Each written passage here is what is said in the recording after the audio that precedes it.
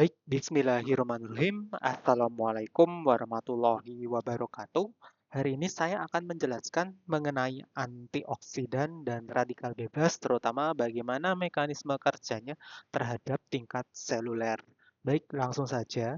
Jadi yang namanya antioksidan merupakan senyawa dengan struktur molekul yang dapat mendonorkan elektronnya secara percuma-cuma kepada molekul radikal bebas, sehingga memutuskan reaksi berantai dari radikal bebas itu sendiri. Jadi, misalnya di dalam sel itu ada yang namanya atom, dan atom itu dalam keadaan yang stabil, misalnya seperti itu. Nah, ada suatu mekanisme yang kita sebut sebagai radikal bebas, di mana sebuah elektron itu tidak berpasangan.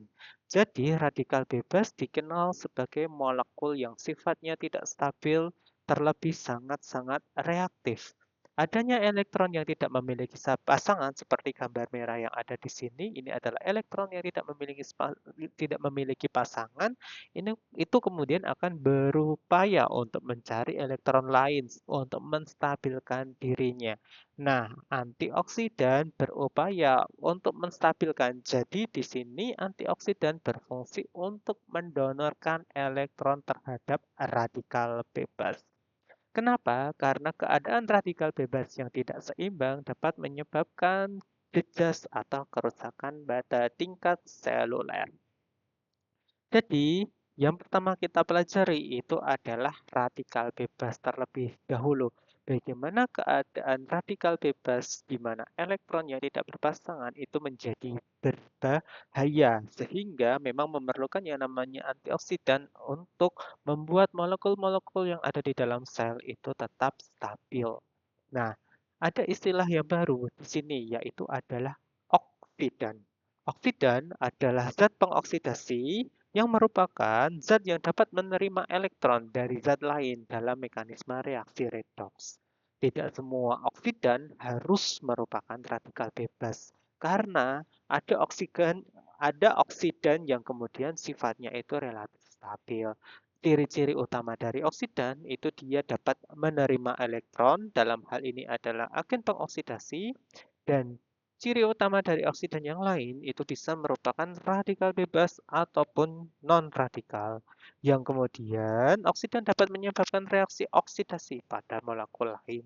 Berikut merupakan contoh-contoh dari senyawa-senyawa oksidan seperti oksigen, hidrogen peroksida, ozon, nitrogen dioksida, bahkan senyawa-senyawa yang lain seperti OH itu juga termasuk oksidan karena mampu mengoksidasi senyawa-senyawa atau zat yang lainnya. Nah, radikal bebas itu sendiri merujuk pada molekul atau bisa kita sebut sebagai gugus atau bahkan atom yang relatif tidak stabil dan dia reaktif karena memiliki satu atau lebih elektron yang tidak berpasangan di kulit terluarnya. Sifat yang reaktif menyebabkan cepat bereaksi dengan molekul-molekul di sekitarnya untuk mencari elektron.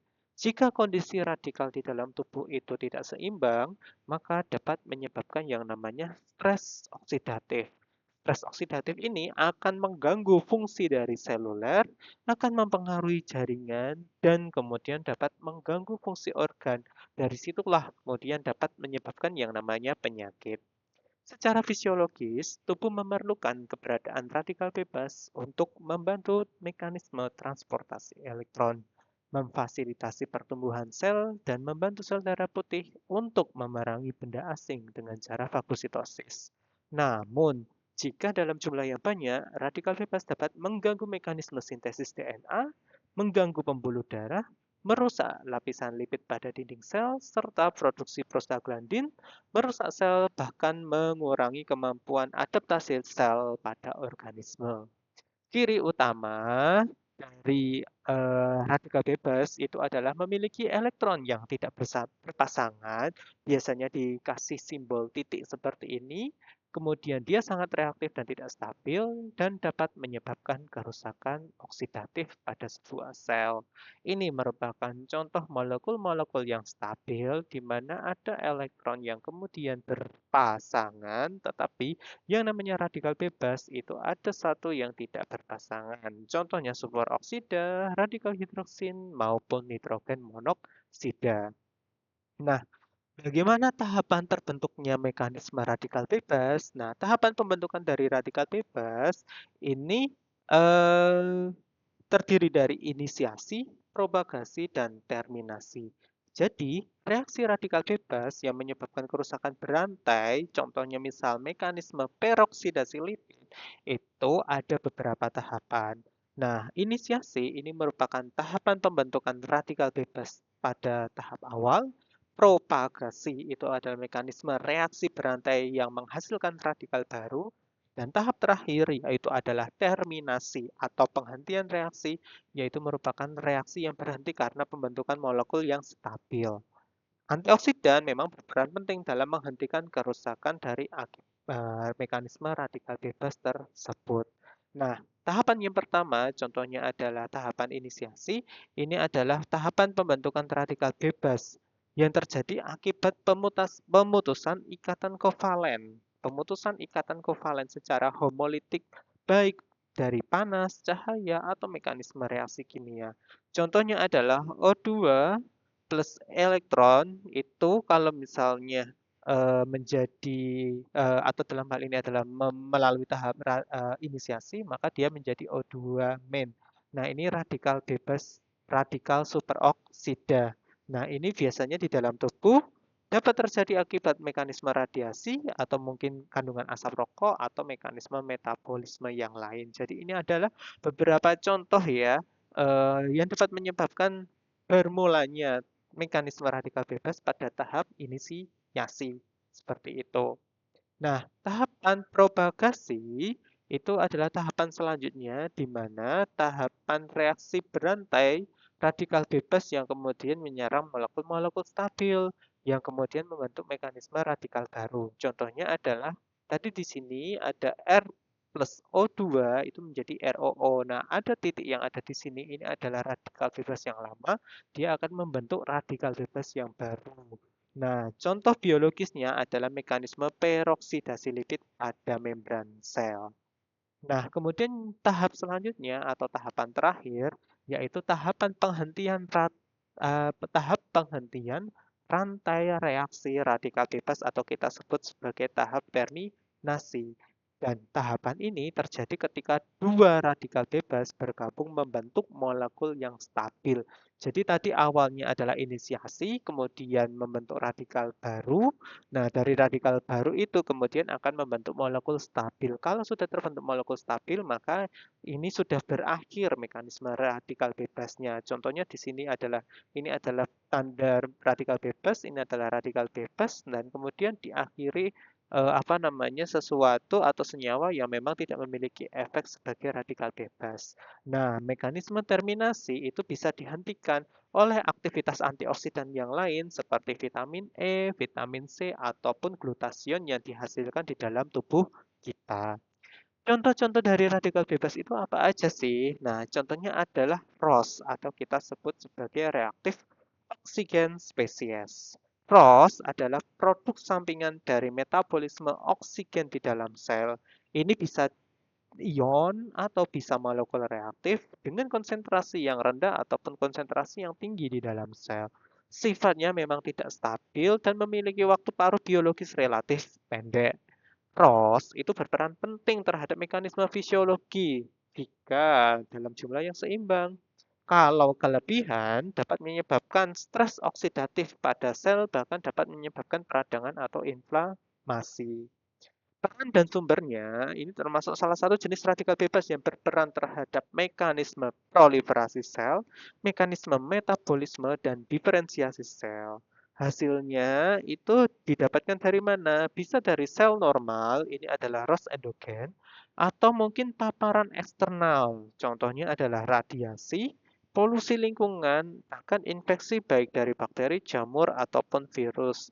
Nah, kalau dari eksternal itu kita sebut sebagai ROS eksogen. Nah, proses pembentukan ROS itu terjadi saat oksigen mengalami reduksi parsial. Proses ini umum terjadi di dalam metabolisme sel, terutama pada mitokondria. Dampak negatif dari ROS ini kalau misalnya terlalu berlebihan dan tidak terkendali dapat menyebabkan stres oksidatif, merusak DNA protein dan membran sel, dan berpotensi menyebabkan mutasi dan penyakit degeneratif. Nah, ini contoh tabel klasifikasi ROS, baik yang radikal maupun non-radikal. Mekanisme pertahanan tubuh itu dapat menghasilkan antioksidan untuk menetralisir ROS. Contohnya adalah enzim SOD atau superoksida dismutase, enzim katalase, dan glutation. Peran ganda dari ROS selain dapat merusak tubuh kita, ROS juga berfungsi sebagai molekul sinyal di dalam regulasi sel secara normal. Dan secara normal juga terlibat dalam proses apoptosis dan respon imunitas di dalam tubuh. ROS terbentuk di dalam mitokondria dari berbagai macam faktor seperti radiasi, toksin, maupun reperfusi. Faktor-faktor ini menyebabkan produksi radikal bebas ROS itu kemudian dapat berlebih. Nah, jenis-jenisnya ROS itu tadi ya, contohnya ada superoksida, ada H2O2, dan hidrogen radikal. Nah, tadi kan saya jelaskan bahwa ada beberapa pertahanan seperti SOD, glutation, dan katalase. Mekanismenya seperti apa? Jika di dalam tubuh kita itu terjadi yang namanya mekanisme stres oksidatif, contoh pemicu eksternalnya itu adalah radiasi, senyawa toksin, ataupun reperfusi, nah ini dapat meningkatkan produksi ROS di dalam mitokondria. Contohnya, nah ini dapat menyebabkan peningkatan superoksida atau O2. Nah, ini kan merupakan radikal bebas.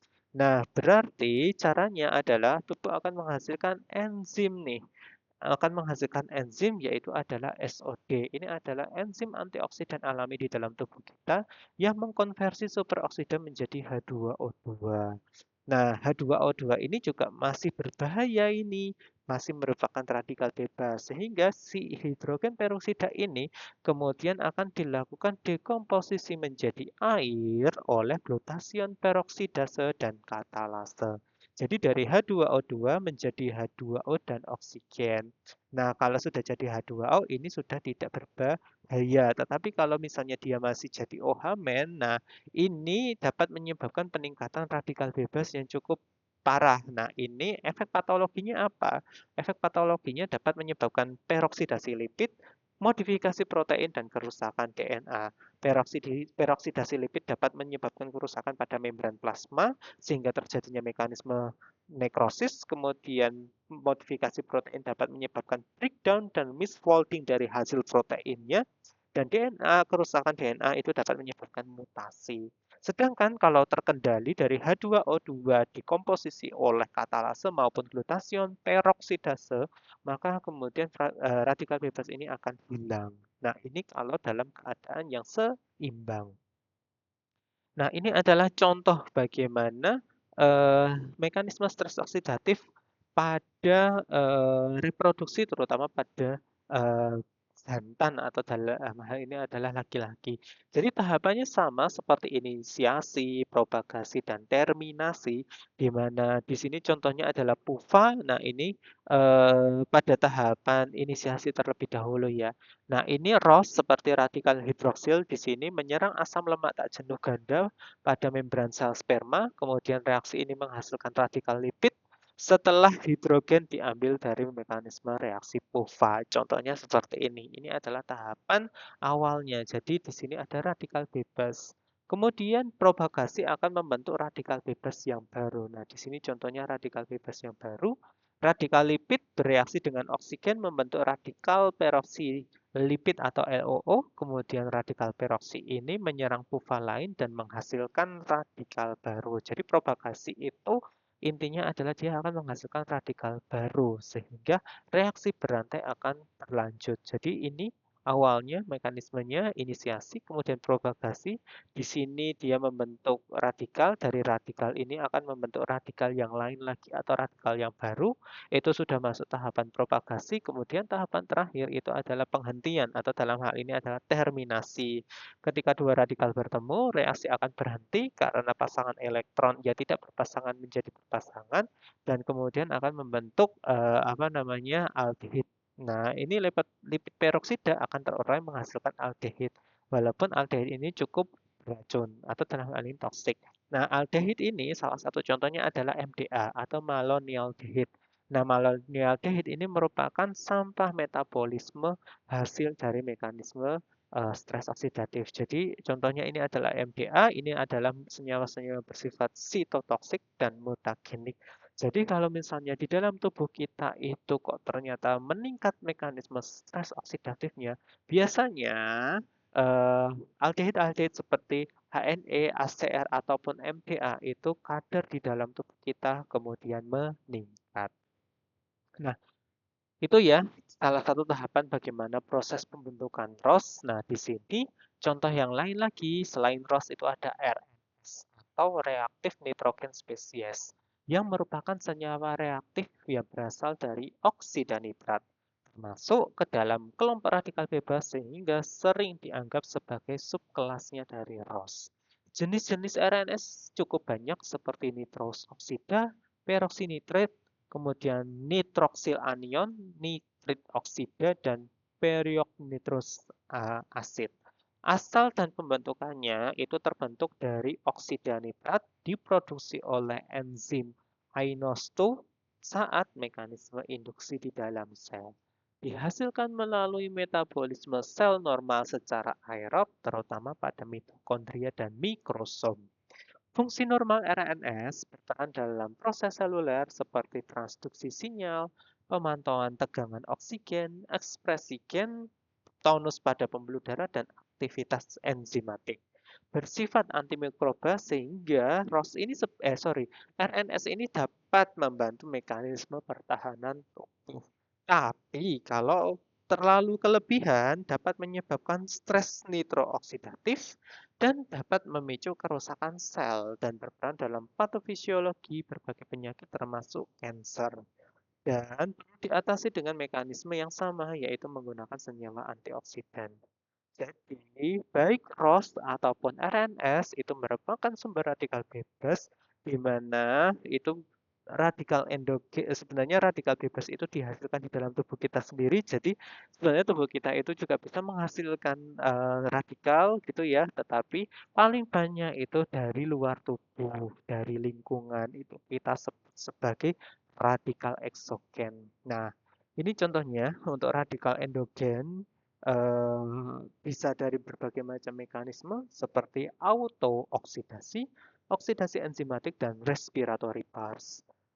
Autooksidasi adalah hasil proses metabolisme aerob yang menghasilkan molekul-molekul seperti katekolamin, mioglobin, hemoglobin, sitokromc, dan tiol.